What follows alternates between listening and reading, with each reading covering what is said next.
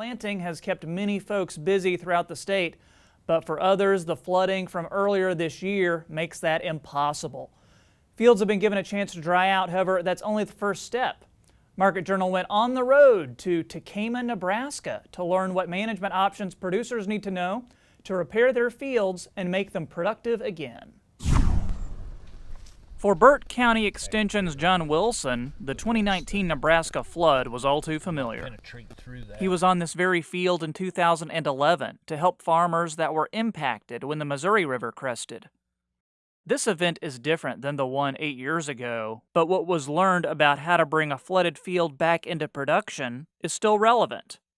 It all boils down to 3 separate phases. The first was to remove any debris, and we could have a number of different kinds of debris that we found in fields. After we had the debris removed, we needed to repair erosion. Depending on the depth of erosion, the process might be a little bit different. And finally, we had a whole group of other considerations that included compaction, getting a cover crop going to prevent wind erosion, and other factors. When removing any debris that washed up on your field, John puts it into 2 categories: plant and other. If plant debris is just a few inches, that can be incorporated back into the field with normal tillage. However, if the debris is too thick and the land is zoned as agricultural, farmers have other options too. If we spread it out, if we can get it dry, that burning is an option. And a lot of folks have burned corn stalks this year.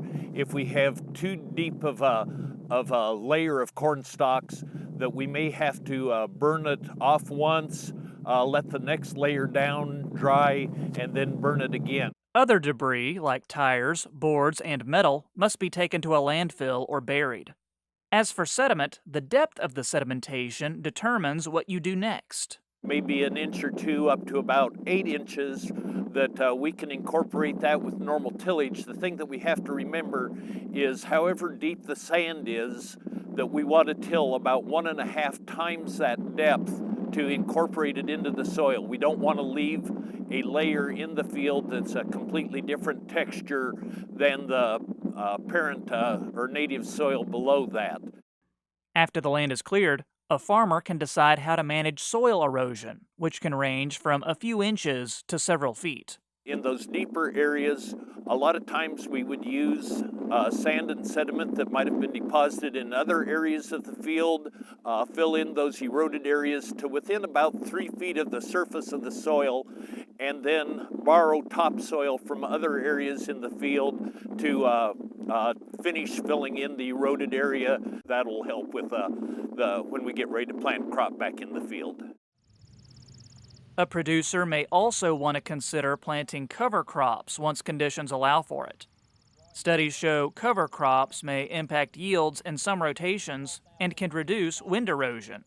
The cover crops helped build back up the microorganism population in the soil, and probably the biggest benefit we saw was helping stabilize the sand and soil to prevent wind erosion. It also added some organic matter back to the soil. And one more note about cover crops. John said studies in 2012 were done on the field where we conducted our interview. He said that research did show a significant yield increase, particularly with corn.